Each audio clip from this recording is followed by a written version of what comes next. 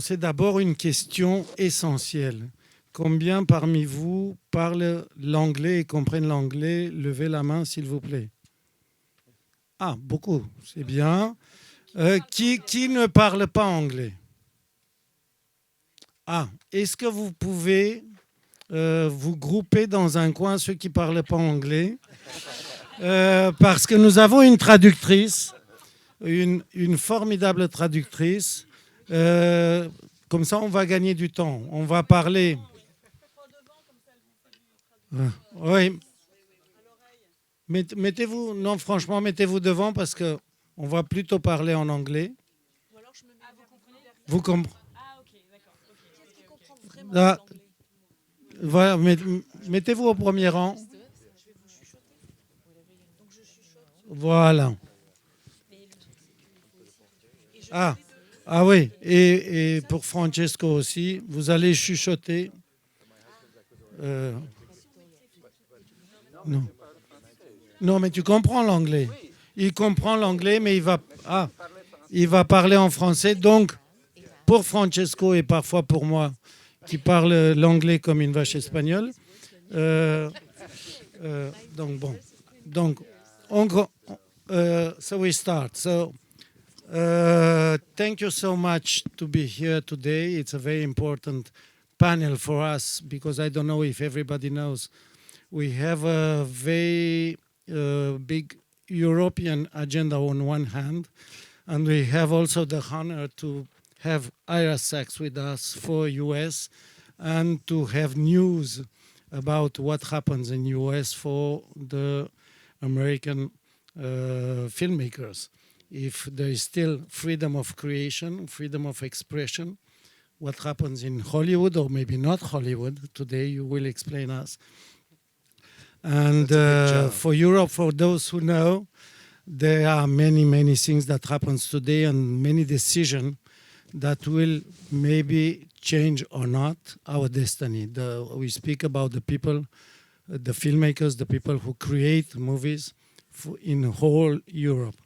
So that's the title of the panel, a little bit provocative. I don't know if in English it's the same expression that you have, that the cinema is the seven arts.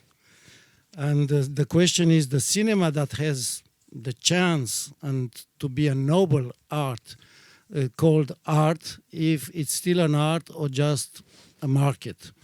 And we hope that it will remain an art, even it's also an industry, but not also an industry, and to have that the question is the freedom of expression. So I will introduce you the panelists. And so we have Francesco Ranieri Martinotti, who comes from Italy, who is a wonderful country, even if they are not qualified for the soccer champions, World Champions League, which takes place in US. So we have the link. So Francesco, it's a director, a writer, and president of ANAC, which is the most important union of movie makers. President also of the Giornate degli Autori, which is the same like the quinzaine de réalisateur in Cannes. The cinéaste, sorry. And he's one of the very, very big defenders of the independent movie making. We have the chance also to have Anna Hinz, who's a filmmaker coming from Estonia. She's mainly doing documentaries. Not really, but I've done one feature documentary, Smokes on a Sisterhood, and traveled with that, so mainly people know by that. Yeah. And she's also member of Estonian Guild, and she's with us to tell us which is the reality of that kind of Europe, knowing that you have maybe some chances, also some little problems with some neighbors. Yes. We have Zoé Wittock, our friend from SRF, which is one of the biggest with ARP. I'm sorry, I will introduce myself at the end. So SRF is one of the biggest movie makers guild, founded in 1968. Maybe that year tells you something. After May 68, and she's co-president of that union. She did a very, very important and wonderful movie called Jumbo, who was selected in the Sundance Film Festival at the Berlinale, and she won the Guild Film Prize. So, as I said, we have the chance to have Ira Sachs coming to us from US. She's a very important director, writer, and producer, member of the DGA, which is our very great partner in US. And Ira has a filming competition here this year in Cannes. So thank you to be here, because we imagine that your schedule has to be very, very full. And she did very important movies like Keep the Light On. He had a Teddy Award at the Berlinale in 2012, and the Little Man Big Prize in the Festival of Deauville. That was in 2016.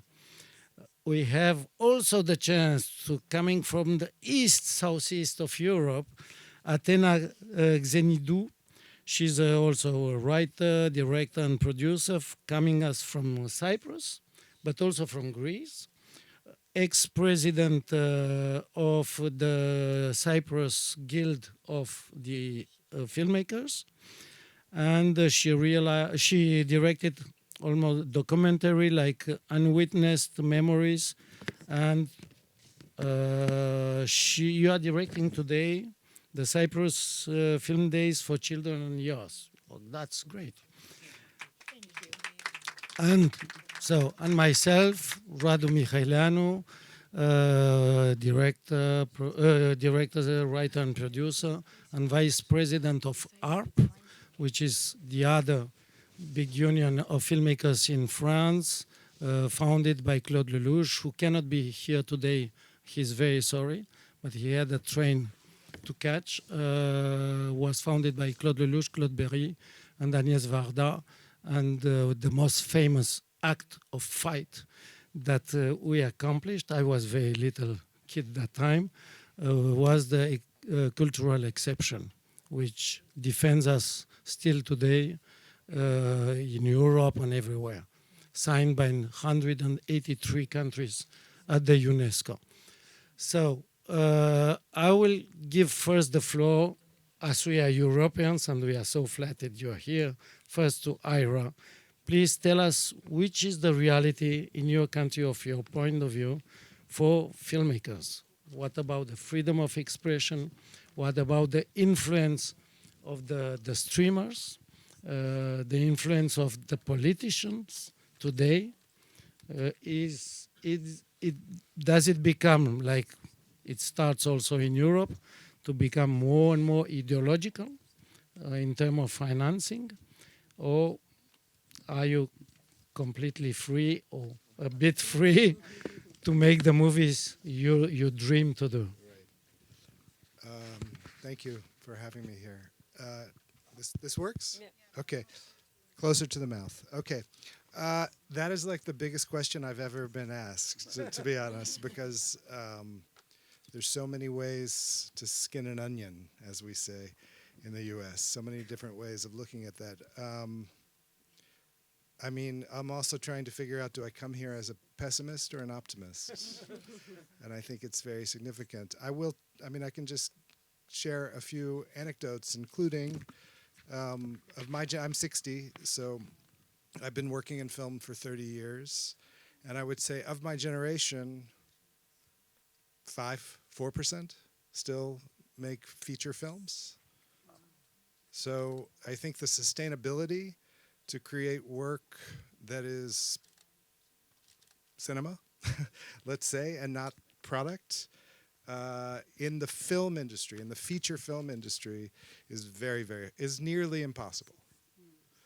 There are maybe 10 filmmakers that you're aware of whose taste aligns with what has become commercial cinema. So you can think of the Safdie brothers or Paul Thomas Anderson or Martin Scorsese.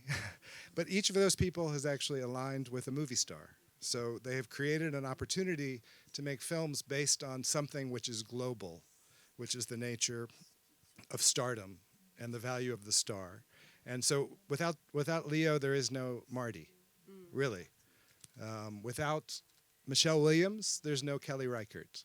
Like, these are the things that you have. So I think there's a kind of cinema which is what I call the local cinema, which is what I feel I participate in, which is the cinema of place and not the cinema of the world, that is very much in danger in the US. Because there is an idea in Hollywood and also within the independent market that you need either a genre or a movie star that becomes translatable internationally. There is also in America, thousands of cinemas have closed in the last 10 years. So you have a real challenge of exhibition. But I'm still here. I'm still making films, and there must be a reason, and I'm certainly not singular. I will say, in general, the big difference between American independent cinema and American art cinema and, I think, European and Asian and other parts of the world is that we are primarily supported by the very, very rich. So in general, in order to get films made, you have to, there's no government money, there's no state money, there is only, for the most part, private equity. And the private equity is funded by individuals who can lose money, because to make money in American independent cinema is 1 in 100. So these are all kinds of the things that make it. I think, I'm one of 2 American films in competition. There's not so many American films in the festival, and I think the reason is because of a fallow industry, an industry which is not well watered, so that you're not having a growth of people over a career in which they can mature in time and that they can sustain in time. That's all the negative, or that's a bit of the negative. I think really, and I think in terms of freedom of expression, I mean, that's a constant interplay and dynamic between what you can express and what you can sell. So I would say, as a filmmaker who has worked often telling stories that are personal to me as a gay man, I think that I have continued to find the market challenging, but I also have been able to describe the purpose or the value of my work differently than economic. So outside of capitalism, you can also say value is within social value or political value, or the value of the marginalized. So I've raised a lot of money that way. I think the big difference between me and the European filmmakers that I know, I wonder if they would agree with this, now that I'm about to say it, is that I have to be a peddler. I have to really, really actively cultivate, nurture, and search for and discover the financiers of my film in a very active way instead of a passive way. And I think that is something that European filmmakers say, you do what?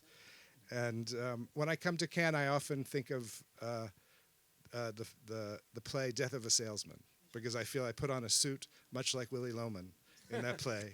And I come, it's a nice suit though, but it is a kind of, it's a kind of salesmanship that is necessary, that I think is unique in America and goes very deep to American culture as well.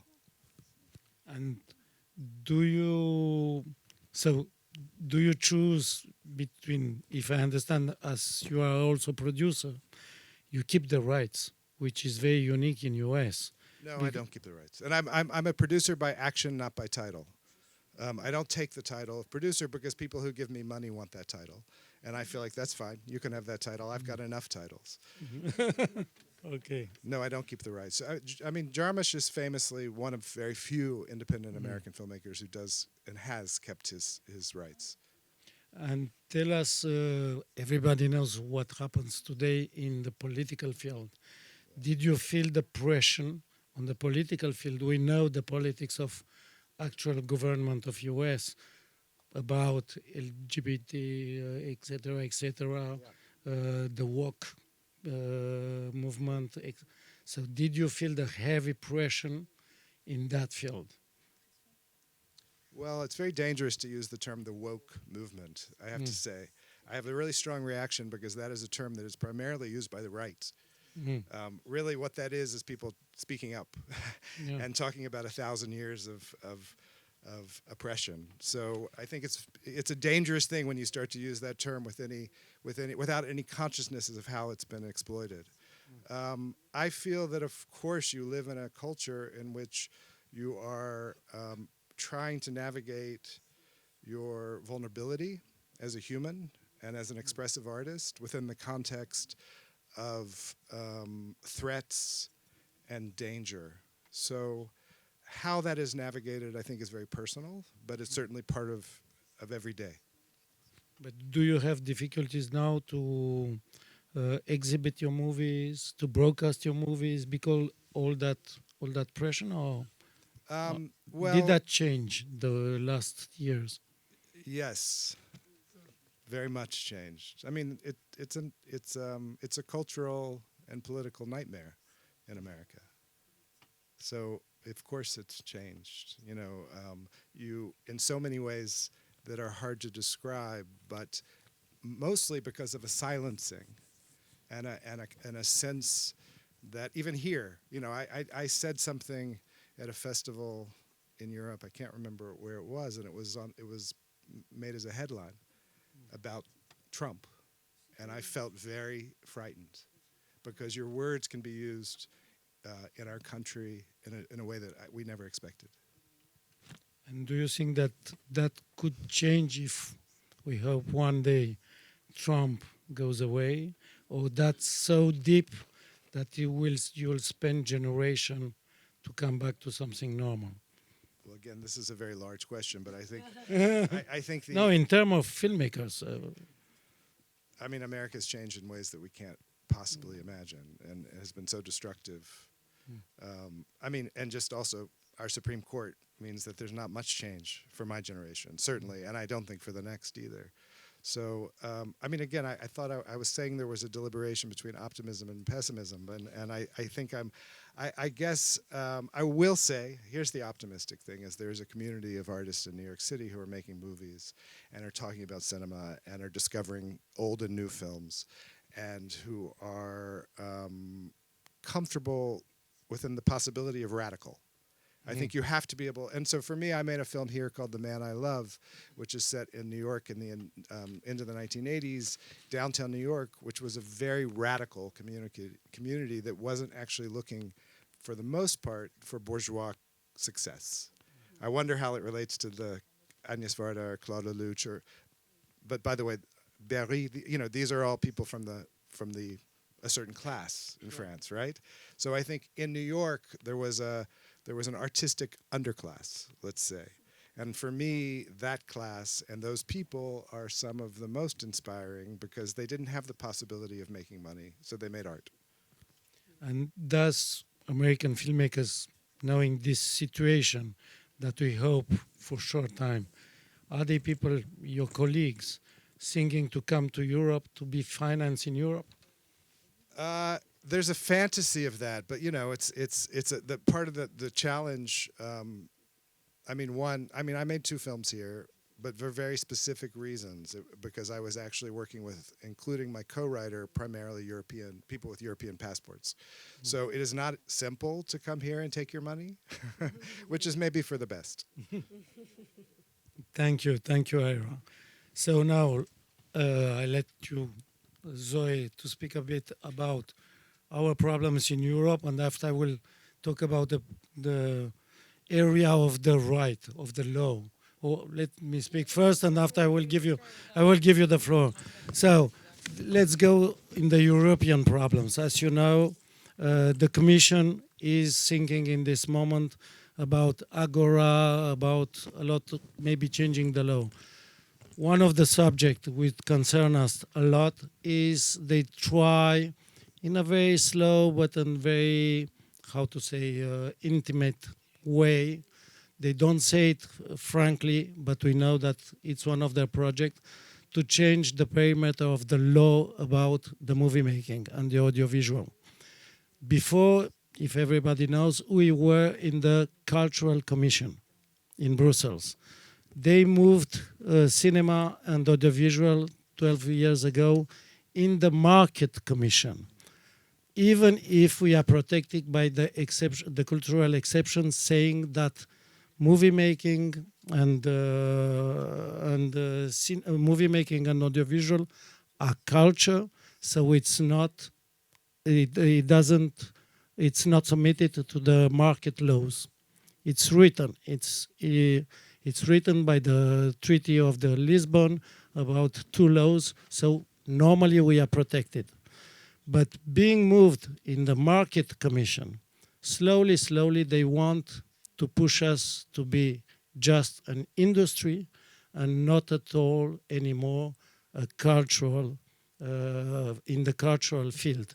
That's why they let literature, theater, music in the Cultural Commission, but not cinema and audiovisual. That is very dangerous because that means that the Commission will have the right to make the rules for all Europe the same rules, which is very dangerous because there will not be any more discussion with any country, because there will not be any more the directive. And for every movement, they will have the hands free. They will not be obliged to have a dialogue with the Parliament, which are the representative of the people of Europe. So that would be a very bad movement, because that means that what we have for the moment, that Europe give a directive, which means they cannot impose you something. They give a schedule, let's say, and every country has the availability to decide in function of their identity, the cultural politics, etc., etc.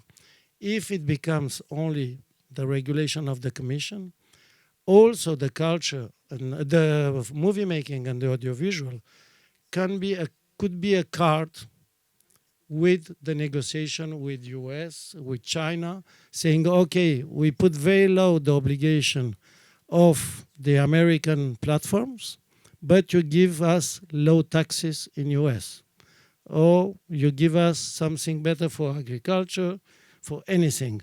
So we will not be any more independent and will not have any more our destiny in our hands. So we have to be collectively everywhere in Europe, because they are listening our voices. If they come from all Europe, they often say, oh, you are alone, the French people, you don't like that. No, we are not only the French people saying that.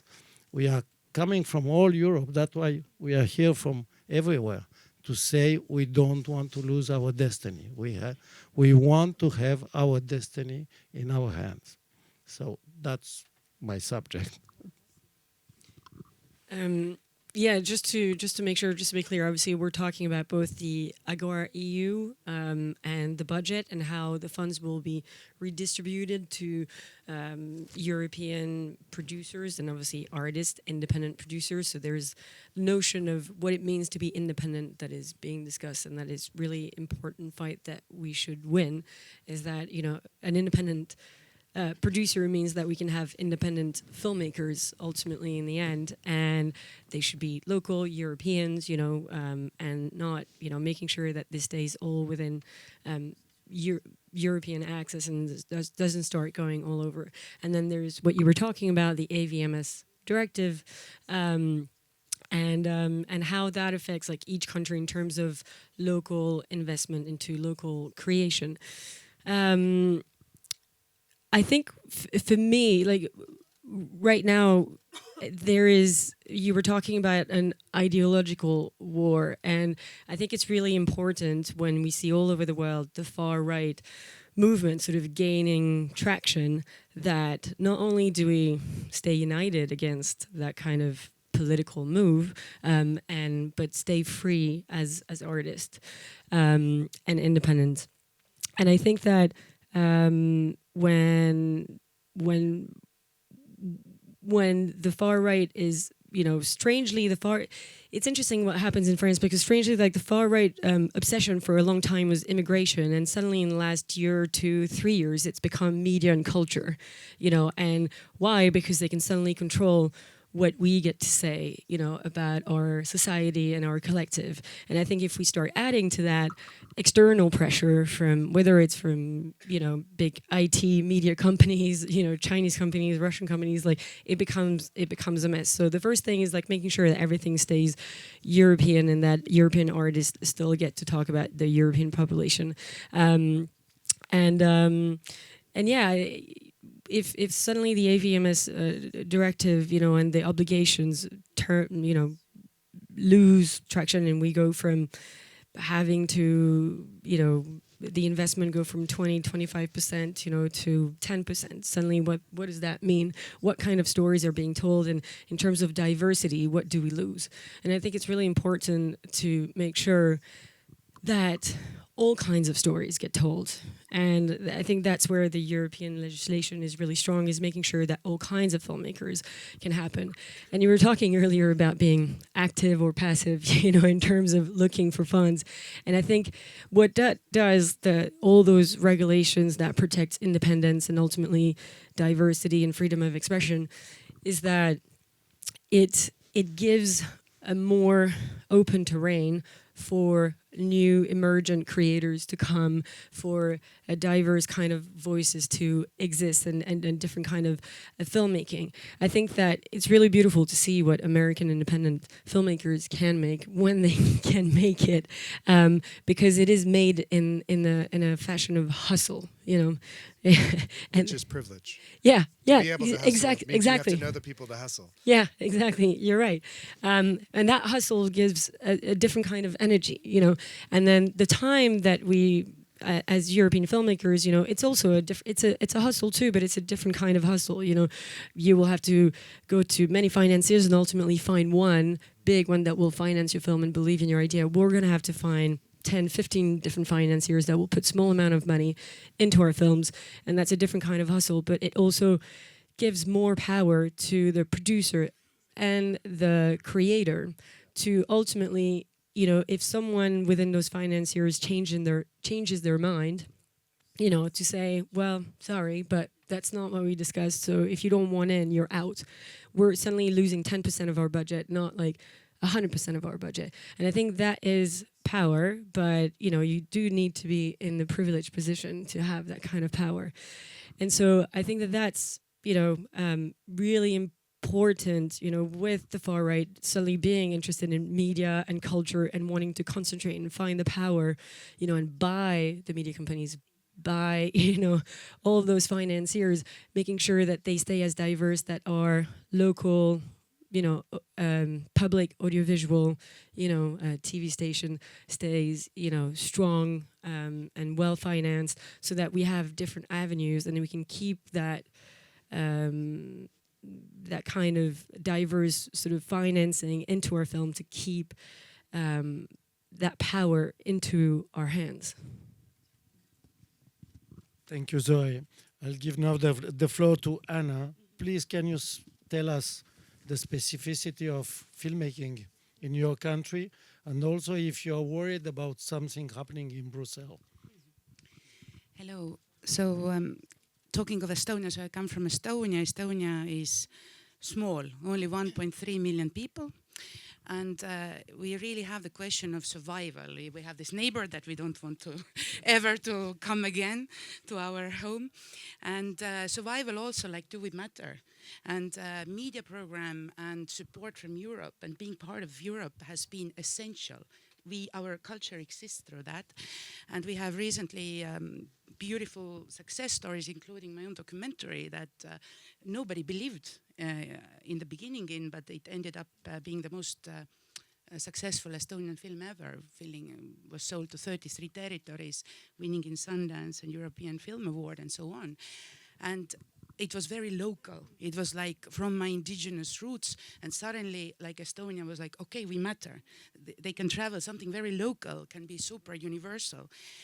But now it is under threat because Estonia is small, so it is possible to go and have a coffee with the president. At the same time, everyone can go and have a coffee with the president. So people who have more money have more coffees.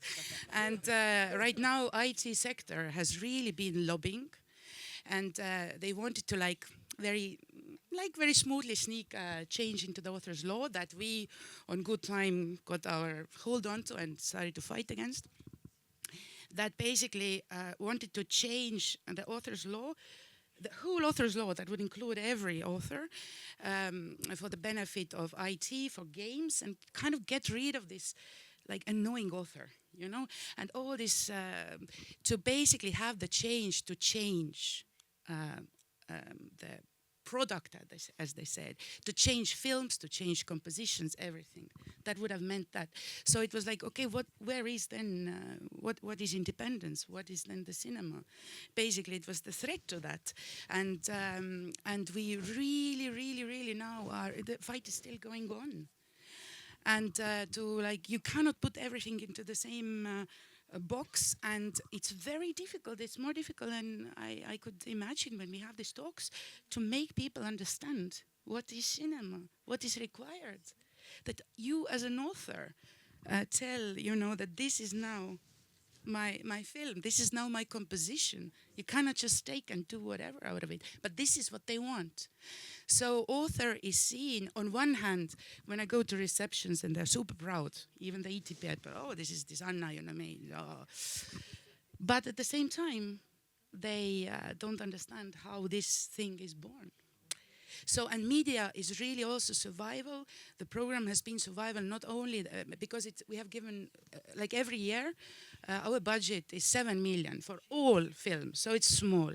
And in the 24 years that media has supported us, we have gotten 11 millions. That's huge compared to, you know, it's really like a survival to us, because also we are small, we have little small money to have the leading as a producer, a leading independent producer, that it is Estonian film. We need the majority of the money.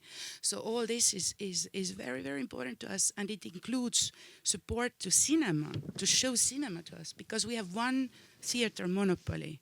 Imagine one company that's and they are to survive the independent cinemas, to show our films, to show European independent US films, Asian films. That is the only place. And if we lose that through media, it's a disaster. It's really a disaster. So I'm glad you're speaking about that for the audience who doesn't know. The new program they propose, the Commission, they propose the Agora EU. But they say we double the budget. But we ask, okay, which is the real budget for the filmmaking, for the exhibition of our films in Europe, etc., etc. They say we don't know it. So they put in the same box news, sport, everything, media. They call us media. We say, no, we are not media. We are not Netflix. We are not Arte. We are not media. We are just creators. So tell us again, like before, like you said, how much money do we have each year for European creators? Like for you, you said you had 11 millions. Tomorrow, we'll not know exactly how many millions you'll have. And that's completely absurd, because I know how it works. You have in every field, like you have a help for development of your project. You have a commission in Brussels who get every 3 months, let's say, they receive the projects.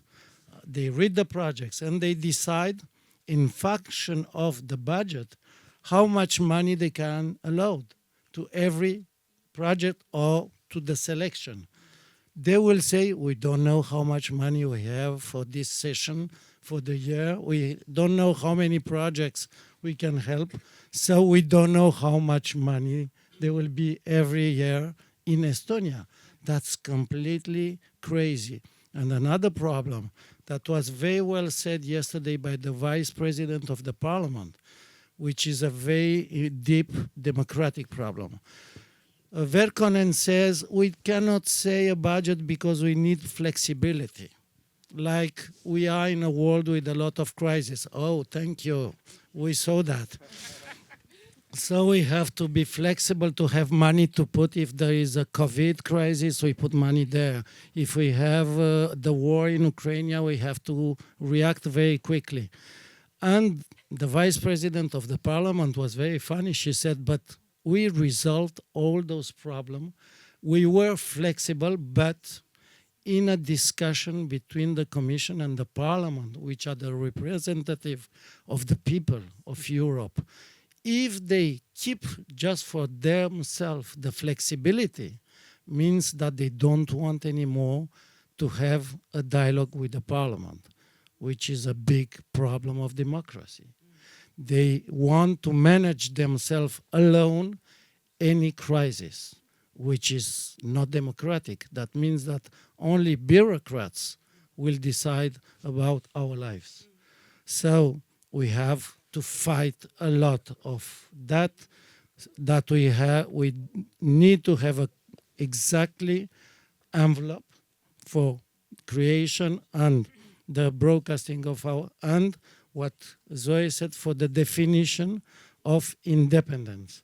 What means independent? Because yesterday it was a very ambiguous sentence that all the ministers signed, saying that all the independence could be included all the actors in audiovisual in Europe.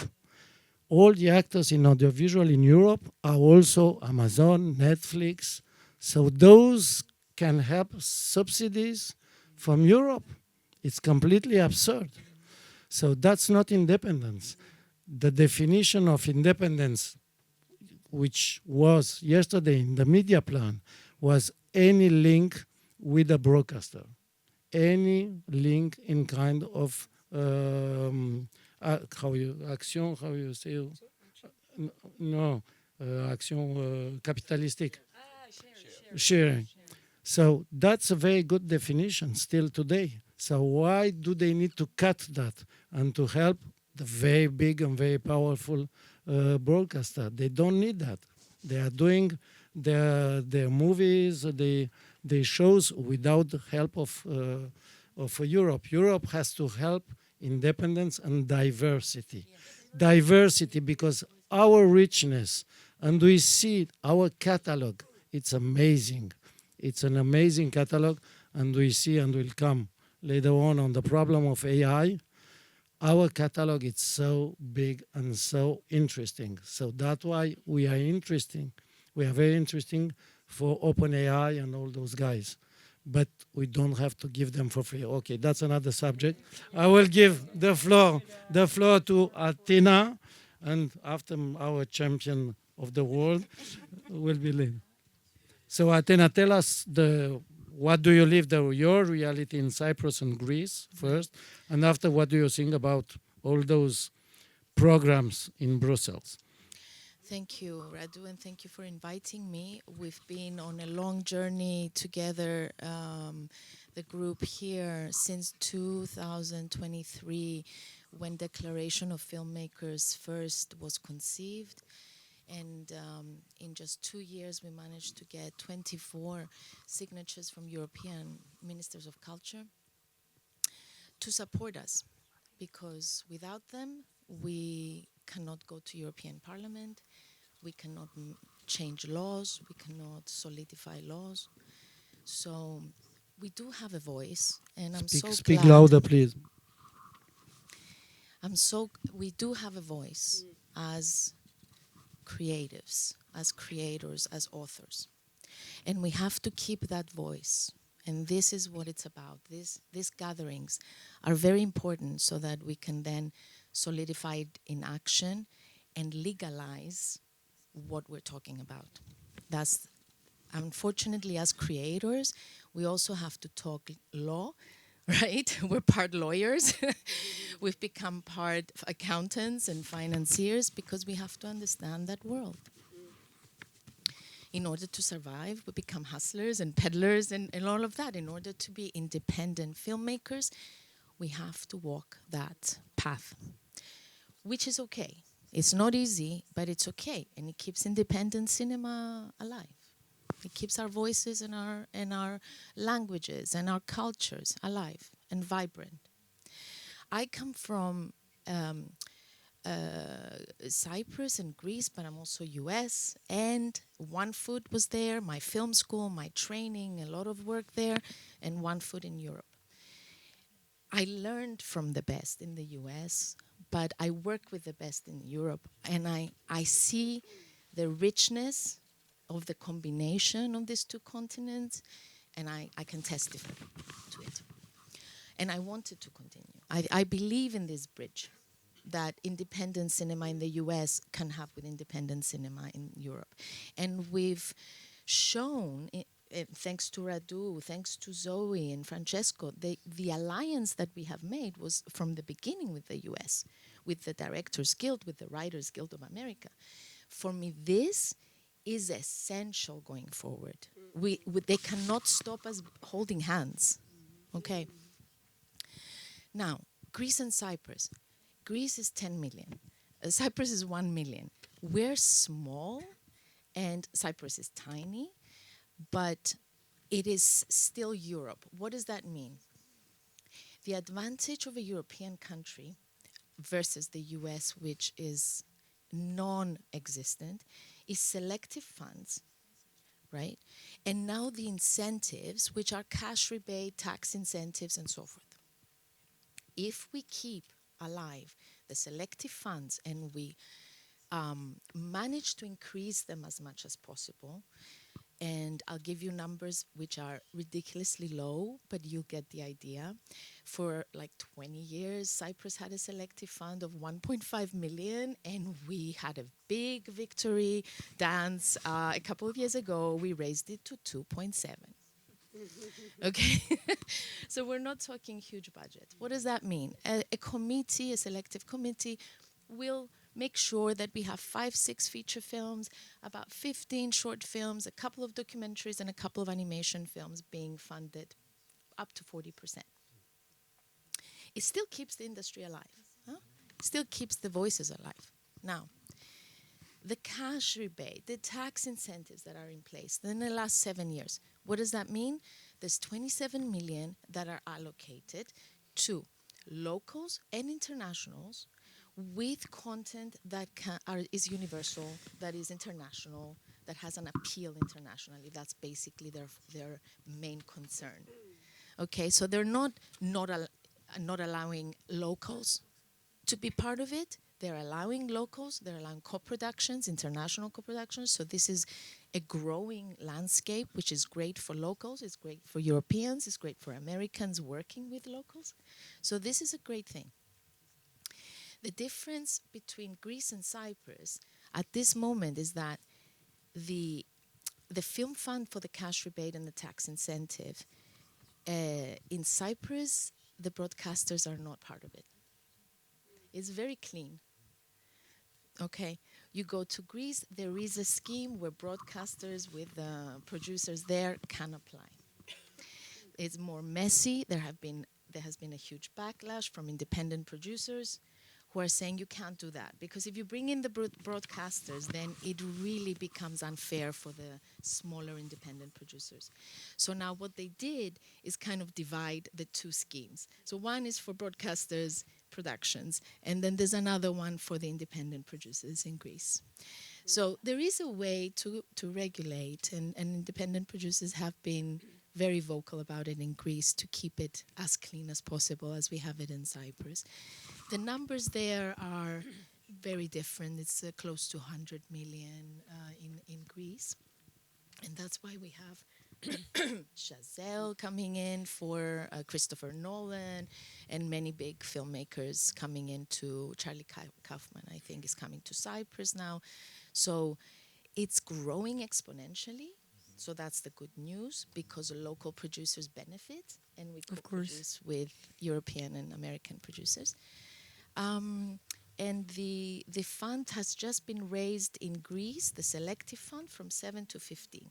So that's another victory. So small steps, but we're getting there. The lobbying that we are doing now has to stay alive. What this means for Greece and Cyprus, because they are not able to lobby themselves very much outside of Greece and Cyprus, is that they are relying on France, and France is the leader in terms of making things happen. Regulations. So that's why I'm always close to these guys. I'm staying close. I'm staying next to them because they're fighting the good fight. But it's really fascinating what you were saying about this fund and separating like broadcasters in Greece actually having access to it and sort of making sure that there is a clear divide, because ultimately it comes down to who gets to have the idea. You know, if suddenly you're giving the funds to the broadcasters, then it becomes like, you know, how do you say, une commande? Yeah, like not an order, like as in like an order, but yeah, like. Yeah. They get to decide what you make. Whereas, like, if you're giving the money to producers and artists, and suddenly the idea, who gets to make what, comes from the artist. They are at the initiative. So it's so important, and it's fascinating to see how, like, every time, the moment you open a door, it kind of like slips in to be like, we want to have that power, which is ultimately the biggest artist power, having the idea, right? But everyone wants to find a way to sort of like hold that. I think the film funds in Europe, these selective funds, answer the question: is history, is art, is cinema art? It is. If you keep the selective funds of the ministries of culture alive, associated to the cinema offices, the film centers, that is a very clear stance, that we keep this fund for art. We keep this fund for cinema, that is art. Can I ask, what is the size of the fund in France? The fund coming from Europe? Or from France specifically for cinema. For cinema, I think, if I don't say a stupid thing, 1.6 billion, something like this. That's the industry, but the industry. No, I'm saying the fund that comes from the CNC or from the state to the artists. It's around 300. Like it's around 300. Huh? Yeah, it's circular. Yes. Yeah, there's a very. It's so there's it must be a complicated question. Yeah. No. Because I don't have my paper with the exact numbers, so I don't want to be saying stupid numbers. But it's very circular. There are a lot of selective funds that you will get for writing, that you will get to help you make your film, to help you distribute your film, to help you finish your film, and I think that would be around like 350 million. For all the French films, and we have about 220 films made every year in France. That's a lot for 70 million people. So that's a lot of films, that's a lot of Hollywood local used to production. be. Yeah, exactly. And I think the part of local French production that is being distributed in theaters is about 45%. There you go. I have the numbers. Oh, good. Exactly. So I didn't say something too stupid. It was about 315.5 million are what the CNC gives to local financing. And out of that, 185 million is automatic and 130 million is selective. And when we say automatic, is because there is this very lucky thing in France is that any cinema ticket, whether it's from American films, local films, international films, any kind of films, will generate a certain amount of money, and X% will go directly to the CNC to fund the National Film Fund, right? And then it's not government money. It's a self-sufficient system. And then out of that, as a French producer, when you're releasing a film in France and you're making 100,000, we don't count in how much money, but how admissions, many people, yes. How many admissions exactly, and you make 100,000, 1 million admissions. Part of that money directly goes back to the producers. which is in an automatic fund.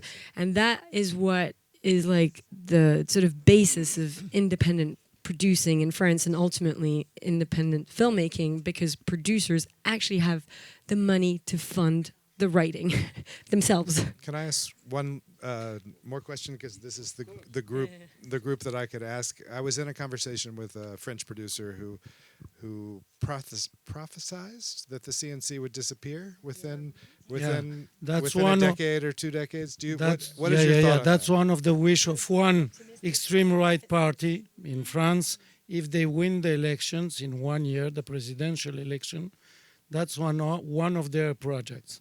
But why? Because they want to close up all those opposite thinking way and almost the filmmakers, because we are very strong. We work with image, which is very popular. And just to come back with the CNC, and after I will give the floor to Francesco. I had a funny discussion like 6-7 years ago with that time the head of Amazon, which was a very interesting producer, and say, why are you stealing from me 11% of the gross? Yes. 11, no, yes, no. Why are you taking on the ticket, which is my money, you are taking 11% of the gross and goes to the CNC, it's my money. I say, you're right. But let me explain you the system. In France, that time we had 213 million tickets sold every year. I say, in Germany, you have 100% of the gross, but they have 80 million people having a population more important than in France. Yeah. There are 80 million people, we are 63 million people. So if you if you take away your 11% in France, you still more money. Why? Because with that money in CNC, there is a budget who goes to the kids in school to come to cinema. The college, the kids, they go to cinema for free because the CNC give money. So we are educated the audience for tomorrow. And we educated the audience for you. So they will come to see your movies. So you are a winner. So that everything which is done, and we try to do. Thank you, you're right. and he realized, he didn't say thank you, but he realized that all our politics, it's win-win. Everything we did, this what is called fonds soutien for the producer, what Zoé explained. That's very important because that way the independent producer can develop the next movie. You don't have to argue with me. No, I know. No. I explain you, and not only you, because even media in France, they don't understand. And they are also in France, some media saying, yes, but the CNC takes a lot of money from the government, which is fake. The government took money from the CNC.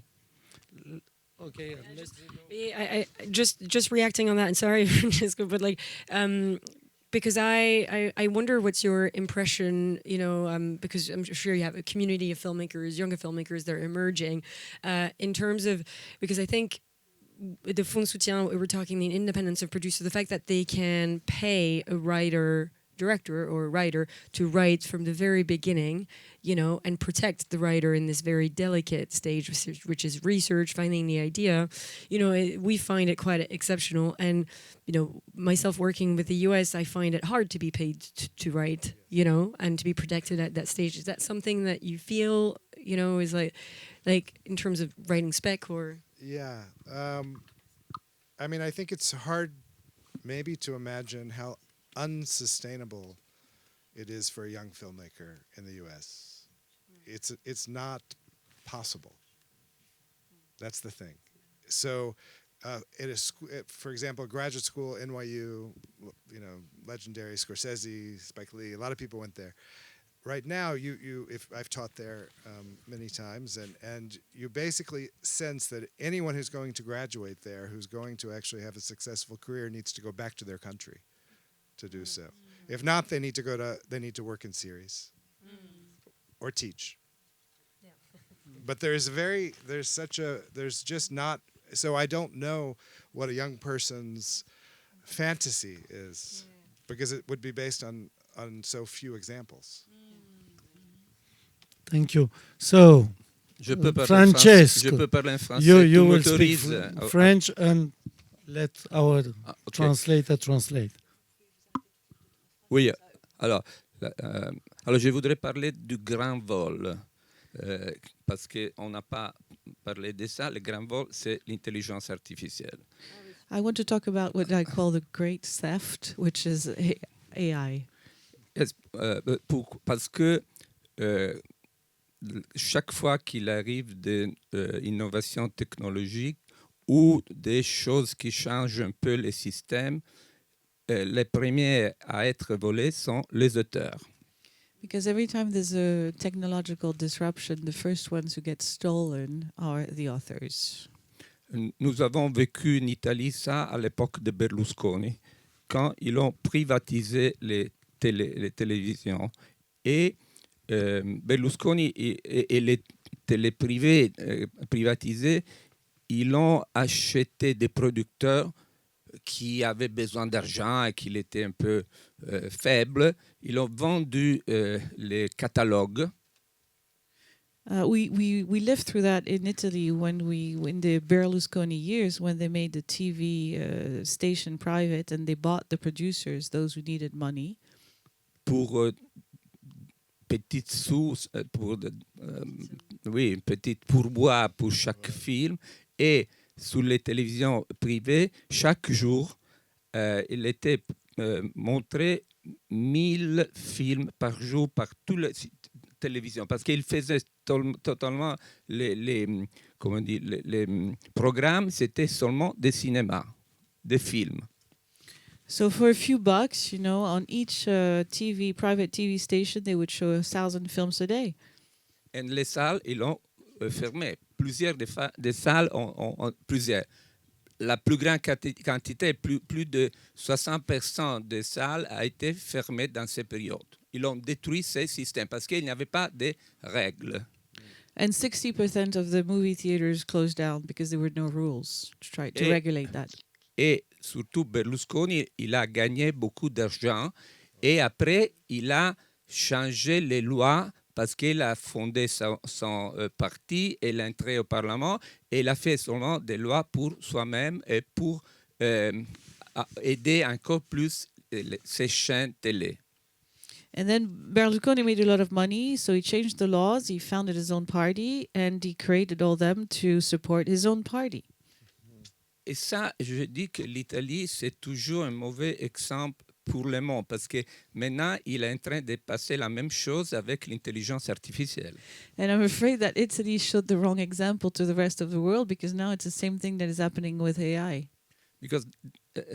Oui, parce que les plateformes d'intelligence artificielle, ils sont en train de voler les patrimoines culturels, artistiques, saignements du cinéma et de l'audiovisuel pour gagner beaucoup d'argent.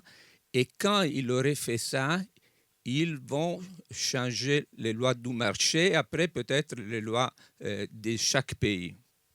Because what AI platforms are doing is they're stealing the cultural heritage of all the countries, and then they're going to change the laws to go even further.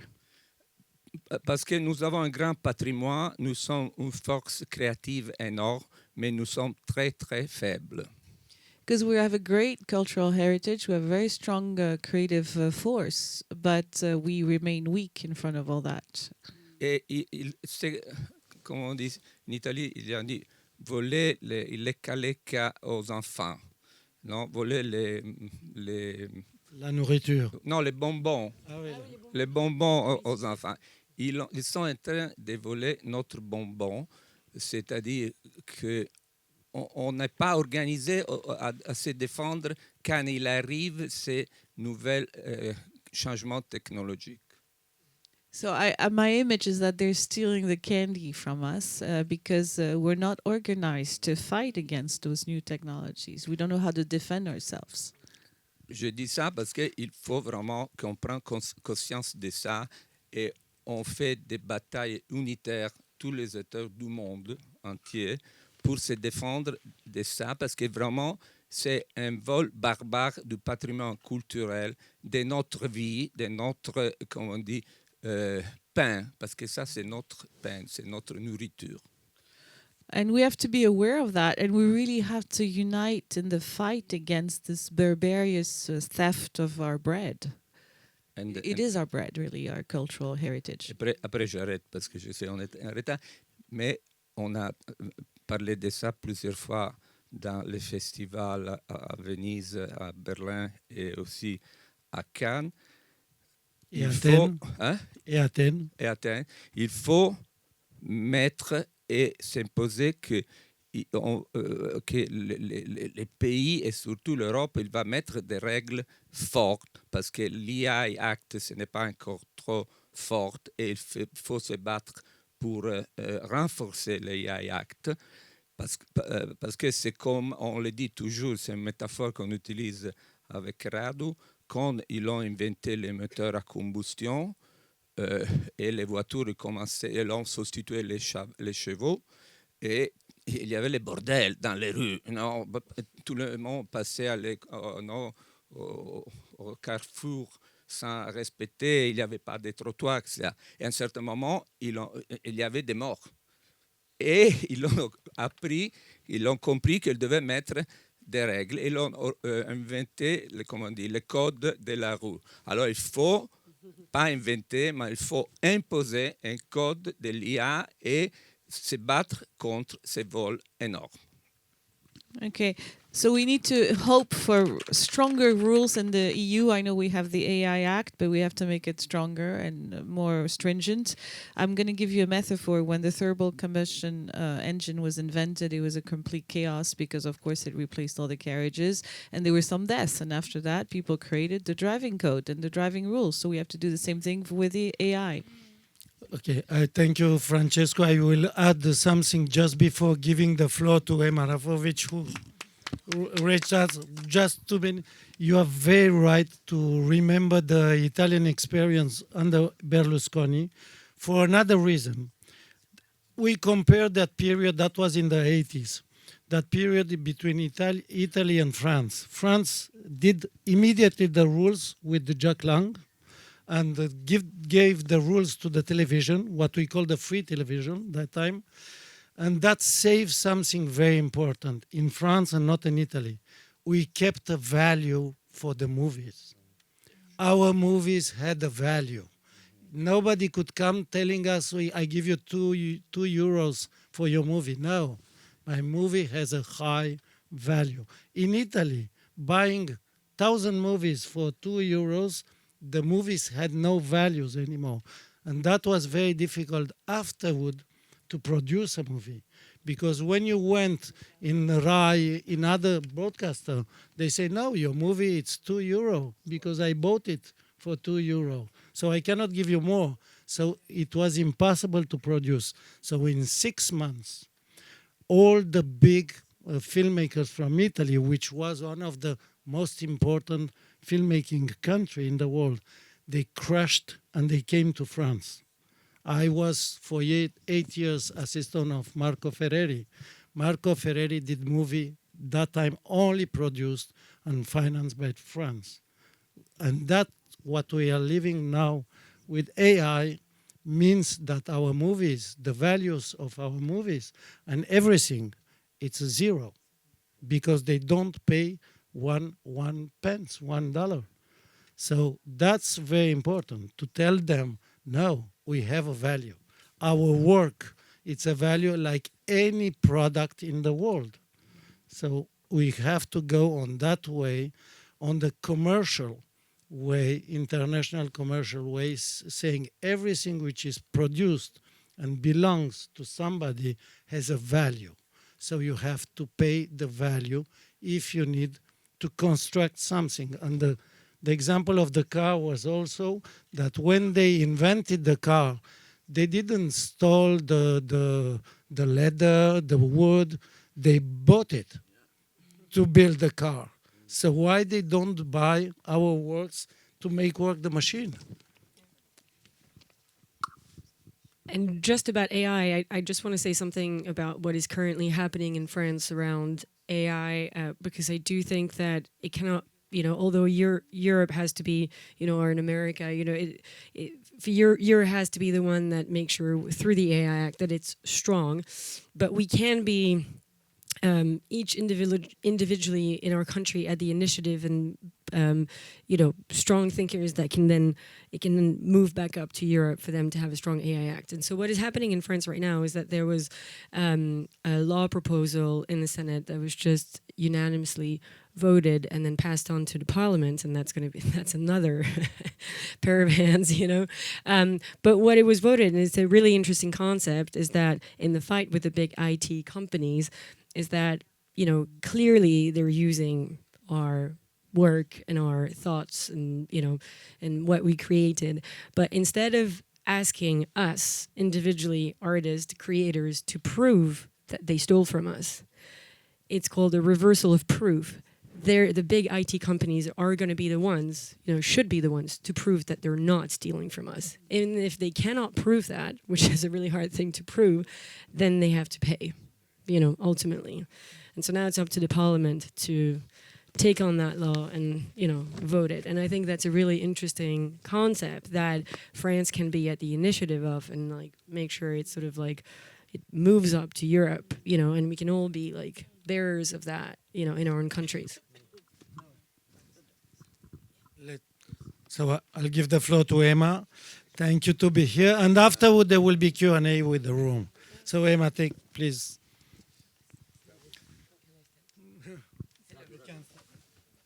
Hello, everyone. Okay. Hello, everyone. I'm really glad to be here, and I'm really sorry, first of all, to have not heard everyone speaking before, but I think and I believe that I agreed with everything without being here. I want to say that I think that we are obviously in really troubled times. It's something that we say for a long time now, actually. But I do believe that this is not the moment to be pessimistic, but the moment to be ambitious about culture, about the arts. And the question that you have been asking, is cinema still an art, is obviously, I think, a bit of a provocation. But it's actually an existential one for a lot of you. I have been talking yesterday with actresses and actors who have been telling me how it is to work for platforms. They receive the script 2 days ahead. They have no time, sometimes, to prepare in their mind what is to build a role. And then, basically, when they had before 40 days or 35 days to shoot a movie, it is now 15, 17, 18 days. And basically, their work becomes more precarious every day, because the only logic that is now winning is a logic of profitability and the market. And I think that in those times we need to reflect and to remember why our cinema is so strong in Europe. Why actually also American cinema is really strong. Why today K-culture, for example, is really strong. And art is strong because it is regulated, because it is supported, and because behind that art there are artists who are here because they are supported by public forces. When we remember about Europe, and maybe some of you, and I know that we have an Italian here, when you go to Florence and you see the masterpieces there, we all know that behind that there was also public forces, like the Medicis, who said, for Florence to be strong, we need strong art. And I believe that today we have a question of sovereignty in Europe, and that sovereignty goes through culture. I am working on a report about Agora, which is basically the cultural policies of Europe. And I have decided, after the Commission decided to remove the term of independence, for example, to put it in the very center of this program. I believe that independent producers, for example, are at the core of cinema's successes in Europe. This is not something that is, just basically a singularity. This is because there are producers and independent producers in the beginning it is because this is centered around artists that our art is also a success. I have also decided to ask for a bigger budget, because obviously today we are also living, all of us, in countries where budgets for culture, whether in local governments or at the national level, are lowering. We know that we are being attacked both by libertarians, as they say, who want more and more deregulations, but also by reactionary forces who want to control the narratives of your movies and of your art. And I think that, and I've been talking to a lot of you actually since I arrived here, there is a bit of, a big scare. And this is what I see really clearly, because sometimes you feel trapped between these two voices, and you don't see anymore, I would say, a voice that is strongly caring for culture. And I want for all of you to hear that this voice is here, that I don't know if we are going to win, but I believe that the battle is worth fighting. And also about authorship, because I heard that you were talking about AI. Today is also the moment to actually reflect on what is art. Because that is the question that some people is trying to ask us, and to basically level everything and to say that basically something that is generated by AI services could be a work of art. I completely disagree with that. I think that art, that creation is human, and it only can be human. The only fact that we let them call themselves intelligence means that they have begun to win a battle of words and of marketing. But I do believe that art, like intelligence, is only human. And so yes, we are going to support really strongly the law proposition in the National Assembly. I hope so too, that we will win that fight and that France can be basically in the first line of that battle. However, as you know, public forces, and especially the government, and Emmanuel Macron has actually had a position which was not really in favor of culture.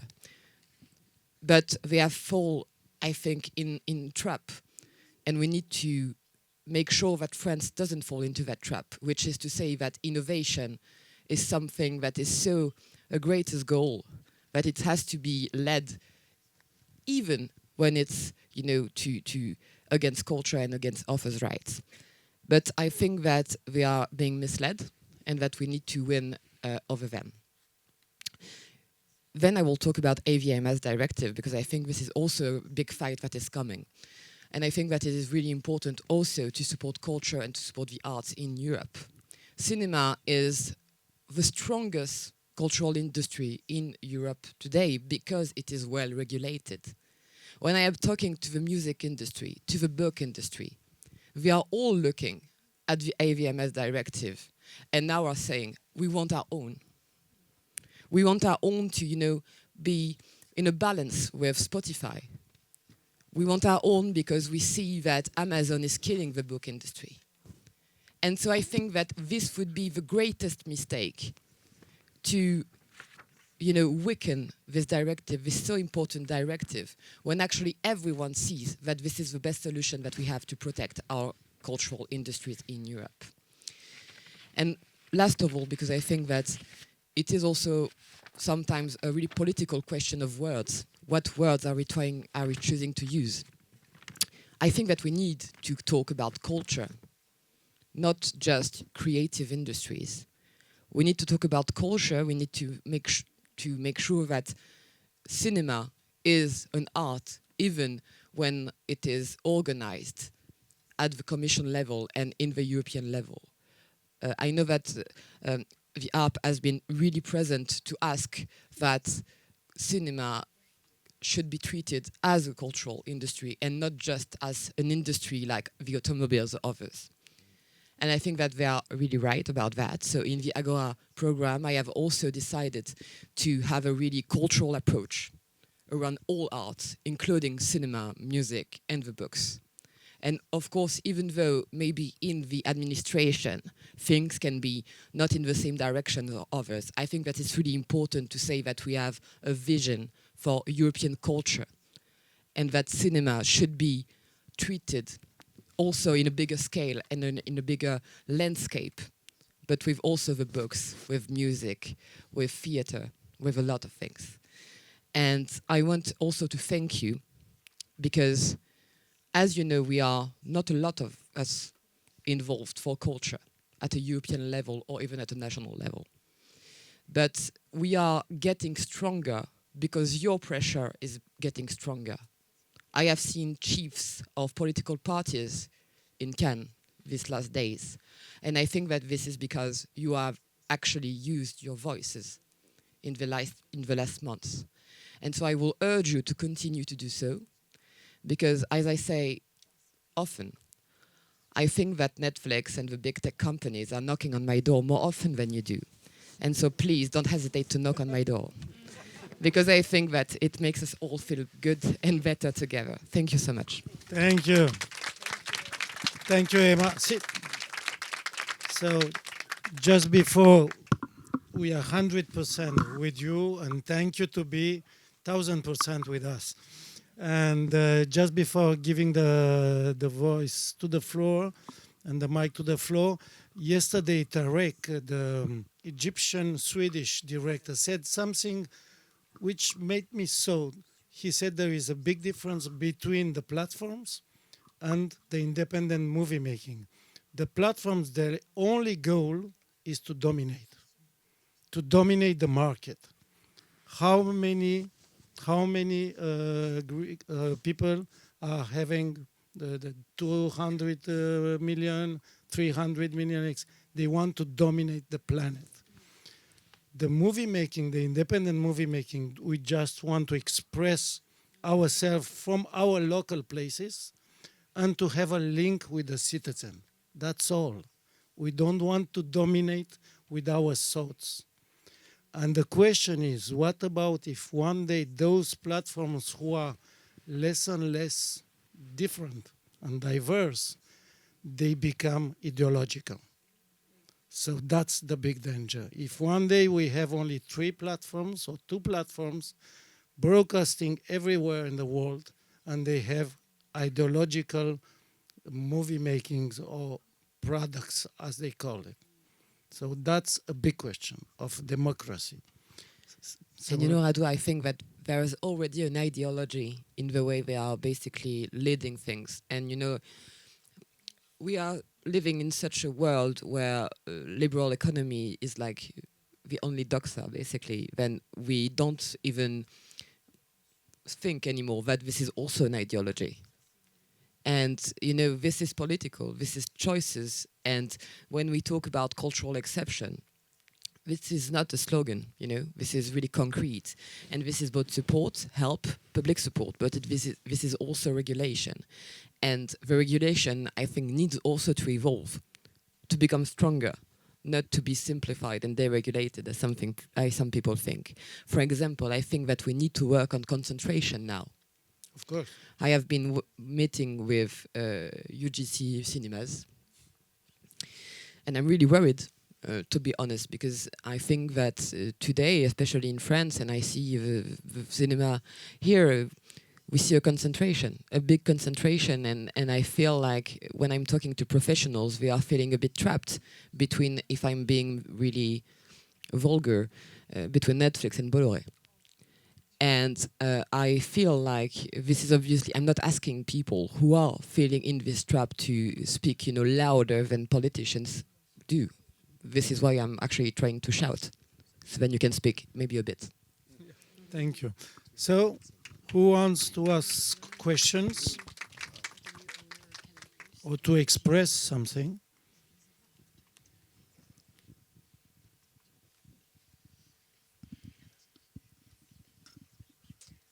Ça sera en français pour moi, ce qui donnera un petit peu de travail à notre traductrice.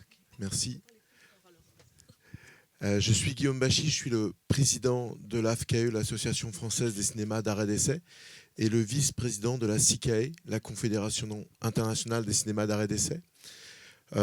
Pour avoir un cinéma qui reste un art, il faut une production qui soit libre, il faut de la déconcentration, il faut de la diversité, du pluralisme, vous l'avez exprimé. Et il faut aussi des salles de cinéma. Pardon. Okay. Donc, this is the president of AFCAE and CKAE, so this is an association for Art house movie. art house movies. So for cinema to stay an art, we need a free production, Diversity, diversity, pluralisme. Pluralism, Pluralism. freedom of speech, and freedom of creation, I think. Yes. Mais il faut aussi qu'il y ait un lieu pour recueillir cet art. Et ce lieu, c'est les salles de cinéma. Vous en avez peu parlé, parce que demain, si les salles de cinéma, et particulièrement les salles de cinéma indépendantes, disparaissent, le cinéma que nous considérons, nous, comme un art et comme un espace de cinéphilie, tendra aussi à disparaître pour ne plus avoir que des films de production et des films marketés. Toujours penser dans vos discours que nous sommes une filière et que nous avons besoin des uns des autres, du haut jusqu'en bas. Merci. So in order to gather this art, we need movie theaters, and we need the independent ones. Otherwise, it would just become just production objects, products. I think it's really important, and I actually, you're right, I didn't mention it. I think that theatrical distribution is something really important and at the core of the way the ecosystem works. But I want to speak about this, about the cinemas. Because today we are also facing something which is this concentration. We are seeing big companies buying more and more little circuits, as we say, in some regions. And I think that this is a big danger. This is a big danger for diversity. But this is also a danger for the citizens and for the people. And I think that's also something that we need to mention more. And because this is actually not just a battle, you know, for the sector. That's why actually culture is an exception. It's not because you are so great, even though you are. It's because this is so important for democracy, for emancipation of citizens. And so when I think of art houses, cinemas, I also believe that you also play a really great role today for media literacy, for democracy organizing, also in territories. And I believe that we need also to have more rules today at the CNC level around our copies are distributed sometimes in some areas, and we have to, I believe, actually evolve in making art houses priority in some territories. I think that's the way we should evolve. And also, I think that, and that's actually for the biggest picture, not only cinema, but also culture in general, I think it is time to think about new antitrust laws against concentration. We need to break monopoles today, who are actually, I think, doing a lot of harm in the industry, but also in the entire culture. I mean, when you can talk about music festivals, for example. This is becoming terrible. 4 people own almost every festival in all over Europe. And that's something that really we need to support independence, obviously in producing, but in the entire chain. You are completely right. And I will add, as we don't have a budget in Agora, we don't know the budget. How can we be sure that Europa Cinema will still exist, which is very important in all Europe, supporting the let's say the medium and little cinemas. Je voudrais dire une chose, répondre à ta question. C'est pas la question, c'est ta réflexion. Avant tout, je voudrais dire que le Festival de Venise, elle s'appelle encore Mostra Internazionale d'Arte Cinematografica. Et ça, c'est très important au niveau symbolique.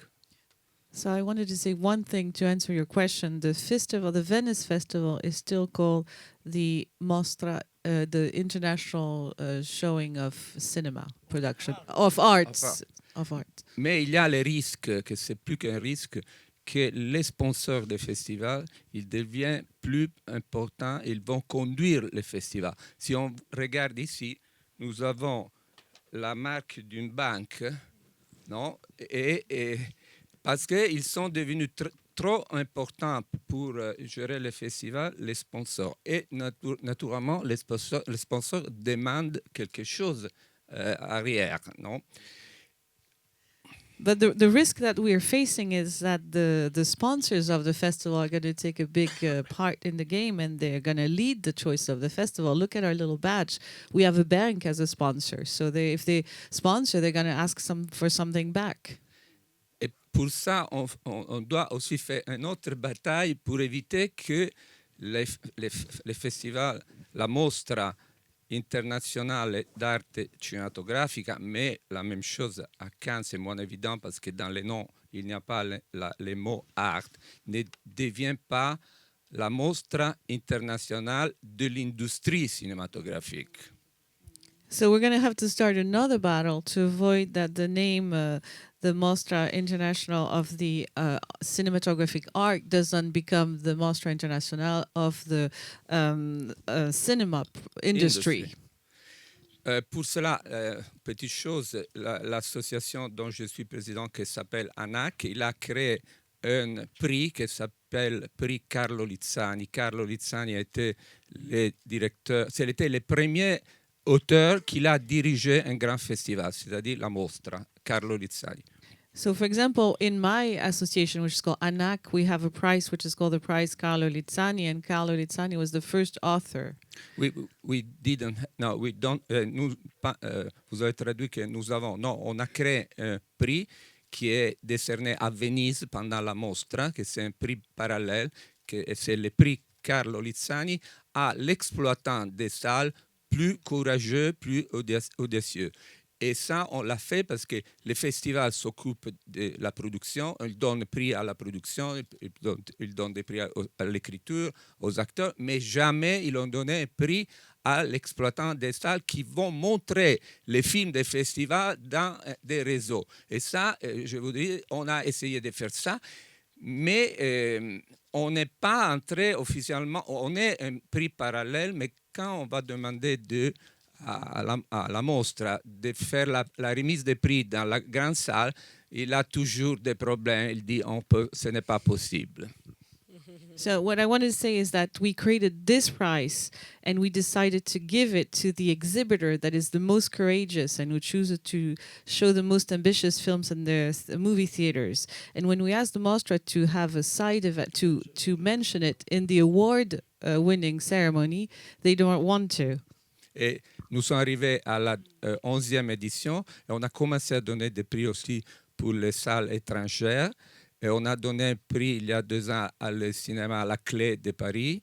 Et on a donné l'année dernière un prix à une salle à Barcelone. Et ça, c'est une petite chose, je sais, mais c'est la chose que tu disais, qui va dans cette direction. So I know this is sounds very little, very small, but we created the 11th edition now for the prize for foreign movie theaters. We gave last year the prize to La Clé de Paris and another one in Germany. In Barcelona. In Barcelona, sorry. So it's just going in that direction that you mentioned to save the movie theaters. Je vais, sorry, in English. So I will give an example which is maybe a little bit extreme in sport. What happened in sport. So maybe that has to make us think. In sport, there is a wonderful club that now everybody knows in soccer called PSG, Paris Sport Club. So years ago, everybody was fan of PSG. And it was written on the T-shirt PSG, the 3 letters. That club was bought by a Qatarian company. And now on the T-shirt, it's not anymore written PSG. PSG is very small. Nobody can read it. It's written Qatar. So that's an ideological offensive. We have to be very, very awake that, like Tarek said yesterday, with Netflix, you don't do a movie. You do a Netflix original. So the identity, it's not somebody who thought something about the world, about his society, his environment. It's somebody who's in the global thinking, which means nobody. So we have to be aware of that we disappear step by step, and only those big company and maybe ideological company. We know that the Qatar is going very, very deeply in the music, in the rap music, because they try to catch the young people. That's why is soccer and music. They want to catch the youngsters everywhere, in Europe, everywhere in the world. And just to say, like, it's not a small fight when, you know, we at the SRF we've been in a fight with Netflix France, which I'm sure it's the same everywhere. Is that when you open the Netflix page on a film and you click on a movie, the name of the director does not exist. It does not exist. Only the actors, the name of the film, the name of the actors, the cast, and then the summary of the film. Where is the name of the director? And that is not. Is there the producer as well? Oh, or the producer. Yeah, you're right. Yeah. Only the actors and the synopsis. Yeah, exactly. So that is not a small fight. Like, we are being invisibilized, you know, and that's really important. And in the same way, in all those European texts and legislations, but even in France, like, I think in France it's more clear, but making sure always that cinema is different than audiovisual. We are not audiovisual, we're not TV. It's a different art form. TV is a great art form, it's a different one, but we are different, you know, and we should always be thought of as something different. And going back to what Francesco was saying, is really reminding us that, like, the name of, like, how would you say in English? L'œuvre cinématographique. The cinematographic artwork, art, yeah. But that it is really something that has...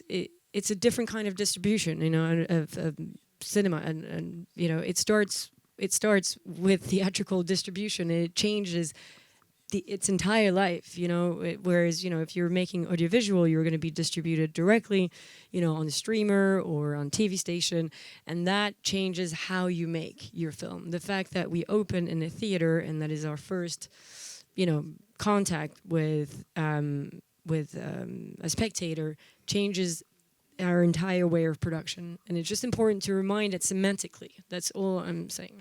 Yeah, and still the questions, do we still want to be together, or we completely lost the battle and now it's the selfie civilization?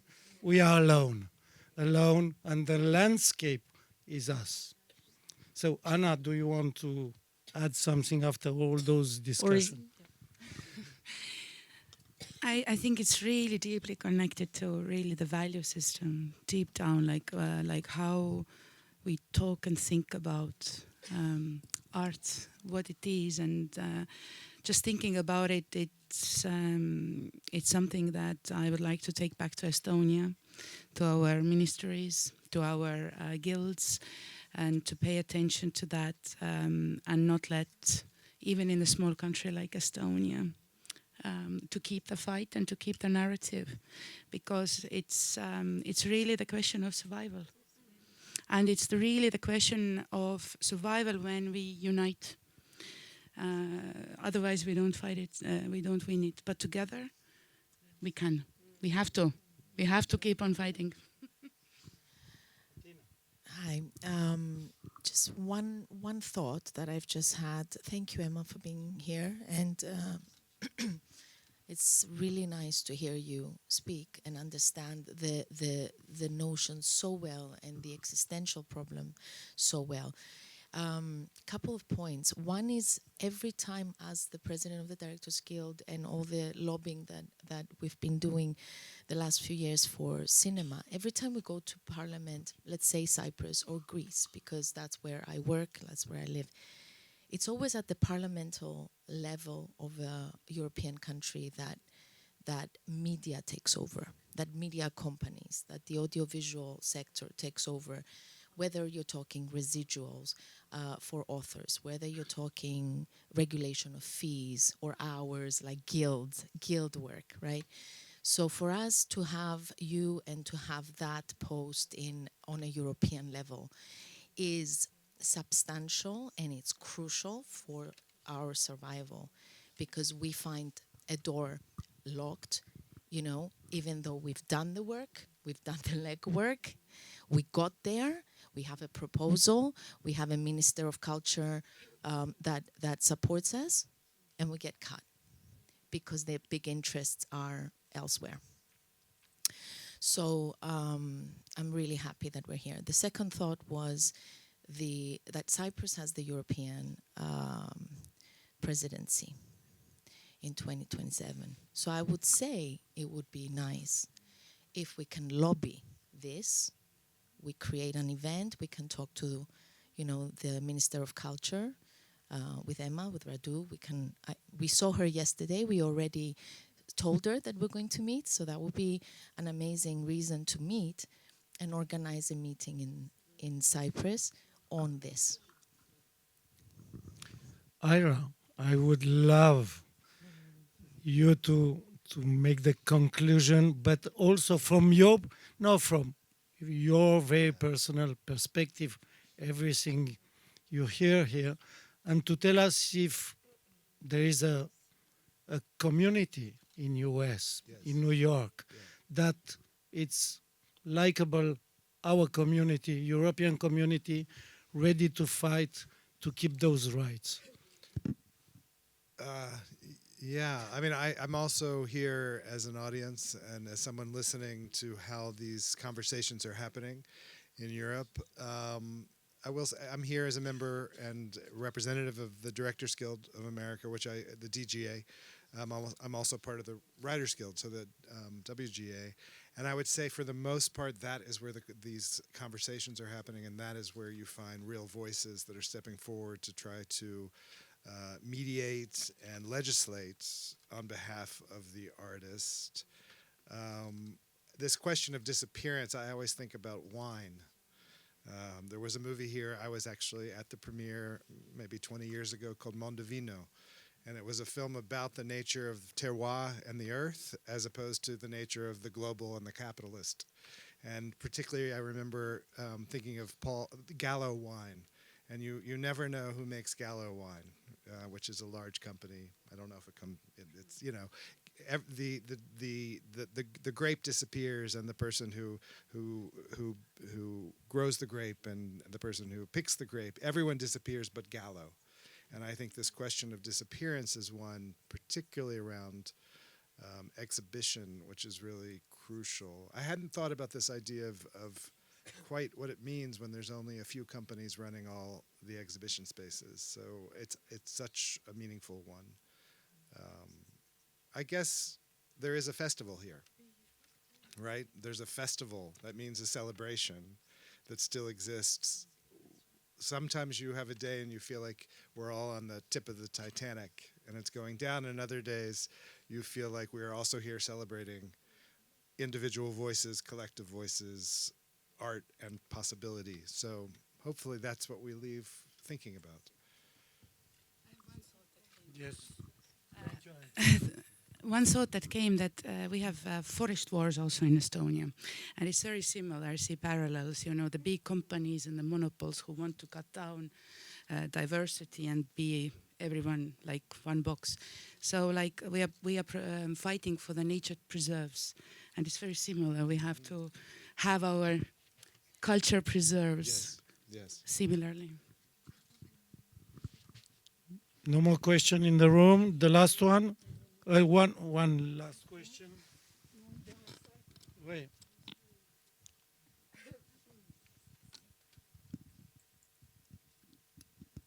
Bonjour, merci. Yoann Goujon, je suis ici comédien pour le syndicat français des artistes-interprètes CGT et la Fédération internationale des acteurs. Je voulais brièvement remercier Emma Rafovitz d'avoir relié la question de la liberté de création aux conditions de travail, que ce soit celles des techniciennes, techniciens du cinéma ou aussi les artistes-interprètes.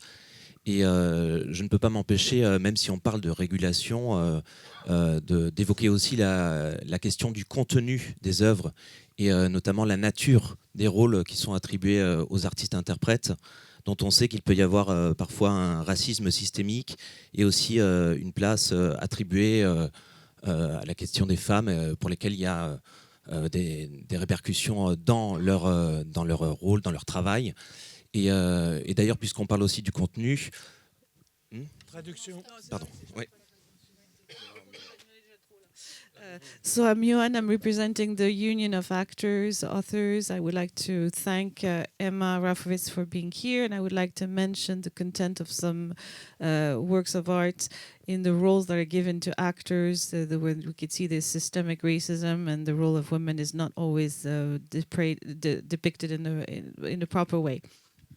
Oui, parce qu'il peut y avoir les femmes ou les personnes racisées peuvent se retrouver cantonnées à des types de rôles, et il y a une responsabilité non seulement pour les personnes qui attribuent les rôles, et donc il y a des incidences sur les personnes qui travaillent, les artistes-interprètes, il y a aussi une incidence évidemment sur le public.